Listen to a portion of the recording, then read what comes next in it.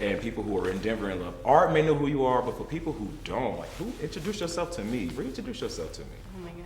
I hate the elevator pitch. Oh, this ain't even no elevator pitch. That's Listen, what it feels like. we ain't buy. Listen, I would love to buy something when today. People are like, who are you? Who are you? Oh yeah, like, you know, who are you? Yeah. No, I swear to God, we chilling. Yeah, I'm Chelsea Lewinski. I am a muralist here in Denver. I've been painting for like 3 or 4 years now. That's what's up. Full time for 3 or 4 years, but on and off my whole life. That's what's up, full time. That's a beautiful thing that you're able to, you know, live off of something that you love to do. And that's just such a gift. You said 4 years. Yeah, it was the craziest leap I've ever taken in my life. Man, talk to me about how you found art. Like, how did you find it as something that was your path? Like, I love this. Like, this is my outlet. Like, my earliest memory of like falling in love with art was like in middle school. Okay. I just had a really dope art teacher. Okay. His name was Mr. Gonzalez. He was fucking tight. And I took art every chance that I got. Like, every time I was able to take it as an elective, I did. And then when I went from 8th grade to 9th grade, he happened to be transferring from middle school to high school. Oh, no way. He was literally my art teacher all through middle school. And then as I was going into my freshman year, he transferred to my same high school. So he was my art teacher throughout my whole high school experience too, which was kind of crazy. That is so crazy. Yeah, it was really weird. What's the serendipity of that? I have no idea, but so that's kind of like my earliest memory of art. And then I kind of fall off, you know. You get out of high school. Yeah. You find yourself, you got a car, you driving around, you're not at the crib painting. And you turn 21, you yeah, go you into wildin'. get yeah, exactly. And then I hopped around from career to career. I was like a pharmacy technician at one point. I did that for a bit. And then I got into higher education, so I was a college advisor for like 7 years. Yeah. How was that experience? Like, good and bad. It had its ups and downs for sure.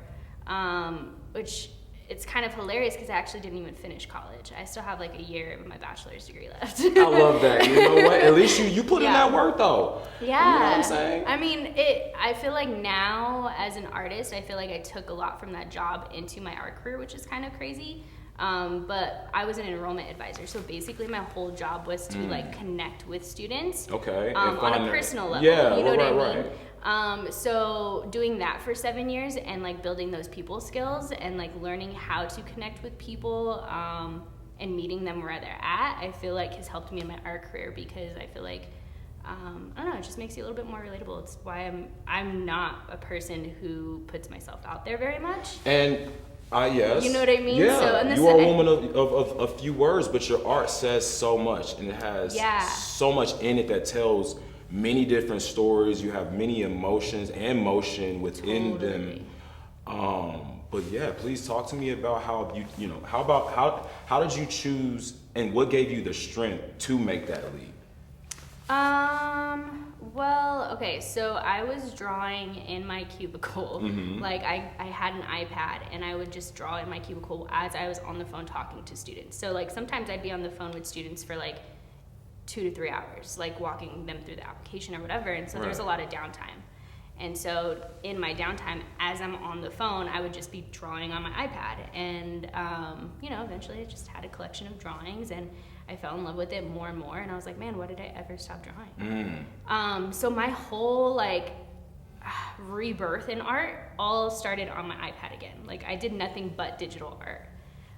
Just because it was so easy to carry around. Like I didn't have to obviously carry a bunch of like art supplies with me and shit. Spirals and and then cases. people like at my job were like, Chelsea, these are really good. Like you should do something with these. So I started printing them out.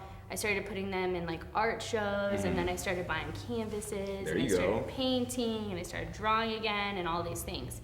And then, I don't know, I just started putting myself out there more. Okay. And then, it was 2019, I had an opportunity to paint my very first mural. Okay, and that's what I was going to ask you. What was your first experience, or what was your first opportunity, and what was that experience like? So, I was still working, and I had an opportunity to paint for Gold Boys, which is like... Oh, yes. Yeah.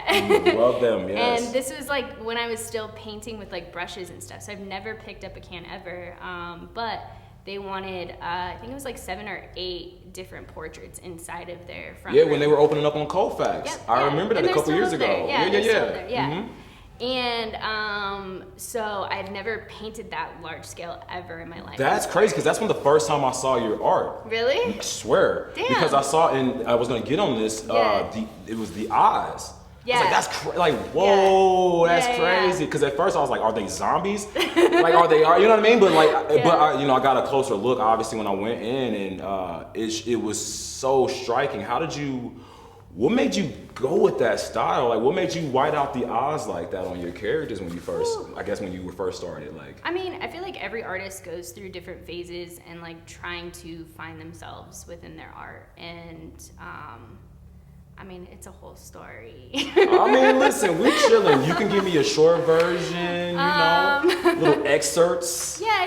No, I mean, it was just, it's just me trying to find my signature, trying to find me within my art. And I feel like, even now still, I feel like I struggle with imposter syndrome and like, even like racial imposter syndrome and just like, I don't know, we all go through different phases. So it was just something for me to try and express myself. But, I feel that, and I empathize with that. I mean, yeah. I go through that sometimes too. I actually had to talk to my mom about it a few times. You have these things where in your mind you think that, you built these doubts, you built these uncertainties. And, she asked me, well, who told you that? Yeah. And I couldn't give her an answer. So it's like, no one told you that. So you gotta believe in yourself, and you just gotta work through that. And we all work through that in our different ways. For sure. So, for sure. And you talked about, the rebirth that you had with art. Yeah. What I've noticed with you and your art is you're always, redeveloping yourself and your style. Yeah. How do you keep it fresh? Like, how do you not get locked in a certain style or a certain emotion that you're feeling with your art? Like, how do you reinvent? I feel like just in general, I am a very emotional person, and I don't like to put restrictions on myself for how I express that.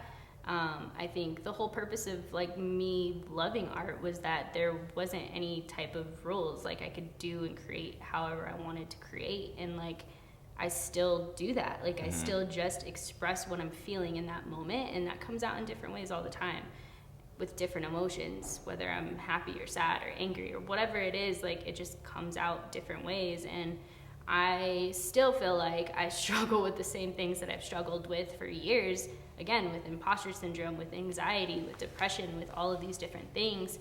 And I don't know, I'm still searching for myself. I'm still searching for, I don't know, the right way to express myself. I don't know. I feel like we're always doing that. Yeah. So I think that if you don't put a title or a name on it, it kind of just comes out. When it comes to my journey specifically, like, I guess I've been kind of selfish in my art in the way of like, I'm only expressing what I'm going through on a day-to-day basis and my life experience and my human experience, and what goes on in my personal life. And however, people have told me that I've inspired them to do something more, to chase what their dreams are. And literally by me living my truth and just me doing what makes me happy, I'm happy that I'm able to inspire people to do the same. So I think if I were to have a voice, and I know that I do, and I know what I do matters to people, but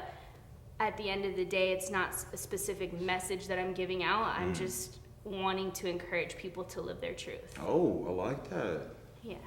Yes. So whatever that is to you, I don't know. I love that. That's like, it hits specifically, but it's macro enough for them to, Yeah, because like, it's not like I'm like preaching about mental health. I'm not preaching about any one thing or another. I'm literally just living my life and living it the way that I want to live it. But if that inspires you to do the same, then like, I feel like I did my job as a human being on this earth. I love that. Thanks. Damn. I don't even know where to go from there. Like, that was so like, I love that so much. And I guess that's kind of what we are all aspiring to do in one way or another. Yeah, for sure. Is just let that truth transcend, and be be whatever that catalyst is for people, or even just yourself. If no one recognizes it, at least you have that. Yeah. And if it does help someone or benefit someone else, and it's able to give them courage, I mean, that's all we could ever ask for in this life. Yeah, I'm not like out here trying to be like anything that I'm not. I don't want to be an influencer. I don't want to be those things. I'm literally just creating art. And that's what I mean by like, I feel like I'm being selfish because I know that there are a lot of artists out there to push, you know, and advocate for different things. And I'm not saying that I don't. Obviously, I have opinions on a lot of things in the world. But my art is, I create for me. And I always have, and like I don't want to change that. I love that. You know what I mean? And obviously, if there are things that are happening in the world and I'm inspired to create out of that, it's probably because it affects me personally. So it's still like living your truth and staying in your lane. Right. Yeah. And we're all learning right now. For you sure. know what I'm saying? So life is about learning. You got to stay in that student mentality. Yeah. You might miss some shit. You'll be humbled real quick. Come on now. If you don't, your shit will get realigned for you. It really will. It will. It will. Adjust itself out. Yeah. You know what I mean? And if there's you're not been in control. times too where I've been like tempted, like, all right, maybe I should go get like a side gig, and like maybe I should just so I can have some extra money. And like, I'm not saying there's anything wrong with that. Like if you have to do that, like you have to do that. Get your money. However, I've had to like stop myself and be like, all right, if you do this, is it going to refocus your time and energy into something that you're not necessarily chasing? You know what I mean? Or could you be utilizing your time a little bit more and working harder in areas where, you know, you could be more successful? Maximizing that. Exactly. Because, like, if you're truly honest with yourself, you know why it's not working out. You know what I mean? Like, I know I could those be better. conversations, Exactly, you know? exactly. Like, I know I could be better at X, Y, and Z. So, like, do I need to go get a second job, or do I just need to do this one better? Ooh, yes, yes, I'm about to put that shit on my board when I get home. Hello. Yes, I love that. Hold on, I'll get some snaps around here for that shit, okay? Yes, well, I love everything that we've been able to talk about. I feel like I know you more now, you know what I'm saying? I feel like our hugs won't be tighter, you know what I'm saying? What are you most excited about, you know, for this year and just like your future, like with this, like? I am so excited. So I actually just got a new studio. Mm-hmm. And I've never ever had a studio ever in my life. Like, I've always worked out of my living room or my dining room. Oh, that's gotta be so good. And so I've had studio space where, like, shared studio space before. I've shared studio space with Patrick McGregor, Dread, Ladies Fancy. But I was there for a very short amount of time. But this is actually my own studio, my own space. And so I'm just really, really excited to, I don't know, grow and explore my art a little bit more, be in a space where I feel a little bit more comfortable, somewhere I can actually try new techniques. Cut loose. Yeah, exactly. So I'm definitely excited to see where that takes me. You know, I've never really put a roadmap on my art career. I'm just really excited to just learn. No, love, live, and laugh. I'm sorry, I did not listen, but no, seriously, I really do appreciate, and I'm excited to be able to come check that shit out. Thanks. You know what I mean? Get my little dose of inspiration. You know what I mean? I'm not giving me an iPad. Y'all about to see some designs from me coming out because that shit is crazy. Man. Well, again, I appreciate you for coming, and yeah, I'm so excited